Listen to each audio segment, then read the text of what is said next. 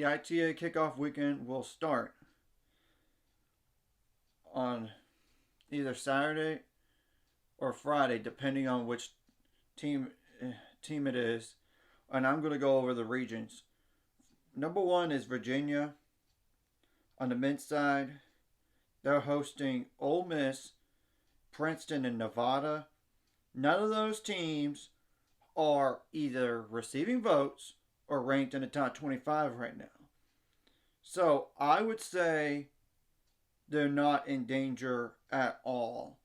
Florida is number two. They do have SMU, which I know they're not receiving any votes, but they're a good team. But Mississippi State, they're not receiving anything either. Same goes for South Florida. But here's the deal about Florida. They have a lot of new faces. And this year, you got to remember, they lost 6 starters. All 6 starters in the singles lineup last year. And they're very, very young. So, that is a possible region of upset potential, in my opinion. Because, remember how much did they lose on Florida's side, and they're even number 7 turned pro. So I don't think that's a possible upset.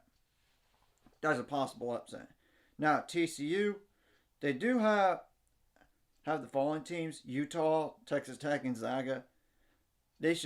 Gonzaga no. Texas Tech could be tricky because familiar conference opponent. But honestly, they shouldn't have problem. Utah is not on there either, but receiving votes. But TCU, to me, is going to get through. Now, Baylor, on the other hand, has a little more difficult. Arizona State is their first match. I think they're better than last year, but they did lose their 2/3 to going back to his original school. But I think they should win that match. It's just a matter of San Diego is receiving votes. They beat a top 25 Texas A&M team, remember. But granted, it was at home. And Florida State defeated Georgia. That was number 7 in the country at the time. But that was at home for Florida State. So, number 9 is Florida State. Number 12 is Baylor right now. That's going to be an intriguing region. Ohio State is the next region I'm going to discuss. They have Tulsa, Oregon, and UCF. I think UCF might be better than last year, but I don't think they're good enough to be Ohio State. Tulsa and Oregon, they're not even receiving votes or even the top 25. Ohio State should get through that region. Tennessee, Oklahoma's receiving votes, and Charlotte did defeat Texas Tech. So I honestly think Oklahoma could very well lose to Charlotte, but I don't think they'd beat Tennessee. The only reason why it's close in distance. I mean, somewhat close. And of course, Louisiana, Raging Cajuns, they're not like a slouch, but I don't think Tennessee should have any issues. Though 5 and 6 are the weak spots for Tennessee in men's tennis this year, in my opinion. Now, Kentucky does have Notre Dame, Washington, and Liberty. Washington and Liberty, they're not receiving anything, let alone Notre Dame. So I think Kentucky should get through, but they're very, very similar to Georgia in a way with their weaknesses. Now, Michigan has Northwestern, Arkansas, and Cal Poly. Cal Poly, they should not have any issues with.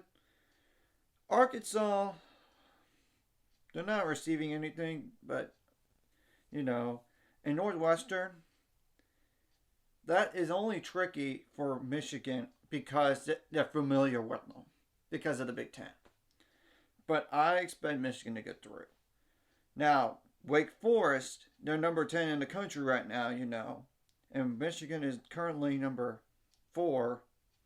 Virginia is obviously number 1. Florida is number 16 right now, and TCU is obviously number 3. And Kentucky is number 4, but Now, Wake Forest, that's currently number 10 in the country, does have Middle Tennessee, Duke, and Auburn. Middle Tennessee is not a bad team. They're receiving votes. They really are. So they're not a slouch. Duke is number 19 in the country. That's only tricky because they're familiar, and Auburn is number 23. So that's an intriguing region right there. I really do think it's not a gimme region necessarily for Wake Forest. But you never know. Now, South Carolina is the next region. They have NC State, VCU, and Penn. South Carolina is currently number 8 in the country, and NC State is receiving votes right now. And VCU is obviously not even receiving votes or even ranked. Same thing goes for Penn. This is probably the battle of South Carolina and NC State to me. Okay, now Georgia, they're now number 15 in the country. They have the following region: Louisville, Miami, Florida, and LSU. Well, I know LSU does have a new coach, so I don't know how good they're going to be. And it's a familiar foe, so that's not going to be easy. Louisville versus Miami, Florida, that's not going to be easy for either because, it's a familiar foe. And Louisville is receiving votes. And Miami, Florida is not even receiving votes. It's not like it's not like a lock for Georgia to get through, but I would think so, but I don't know. Because maybe they're not as good as we thought initially. Now, Texas does have a harder number 2 seed than anybody. Besides Baylor, That's besides the point. They host Arizona, Florida Atlantic, and Cal. Cal is not a bad team. But, that's the most dangerous 4 seed out there. They're number 22 in the country. Texas has to play them. So, that's not going to be easy. First match. But I would think Texas would win, but you never know. Now, Arizona and Florida Atlantic. I would say Arizona should win that match. And Arizona is number 14 in the country. I really do think there's a possibility that it could be an upset in this region. Just like in the Baylor region. I think the Baylor region could be an upset, but I think Baylor finds a way. They find a way. Now, USC, which they're currently ranked number 7 in the country. They have Memphis, UCLA, and Vanderbilt. Well, Memphis is not receiving any votes, and I know Vanderbilt is not receiving any votes. But UCLA is a top 25 team again. They're number 25. So, we'll have to wait and see what happens there, but I would think USC would win, especially at home. Now, North Carolina does have a somewhat tough region. They got Harvard, Columbia, Oklahoma State. Oklahoma State's going to be better this year, I think. They're going to be better, but I don't know how much better. Now, North Carolina, they're currently number 17 in the country, while Harvard is number 13 in the country. That's a very dangerous 2 seed in that region for North Carolina. And Columbia is in the top 25 also with the number 21. So that really is going to be a 3-team race, in my opinion, to get out of there. Honestly, I think the loser of Harvard and Columbia, they're probably going to beat Oklahoma State. It's a matter of who's going to win between North Carolina and the winner of that match. Now Stanford, they lost to Cal. And I know they have an injury to a critical player. And granted, I don't know all the injury status for all these teams here in this ITA Kickoff weekend.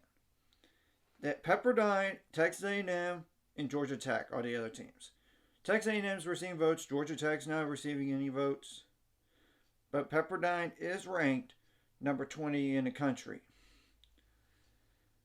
this could be a possible upset because Stanford is not as they might not make it to national because of Pepperdine. A&M is not like a bad team or anything, but they did lose to San Diego on the road. They're like a receiving votes team, so that's going to be another interesting region. And the winner, and just notice, there's only 15 of these. It's because there's the host site is Illinois this year. They're going to be the host of all this.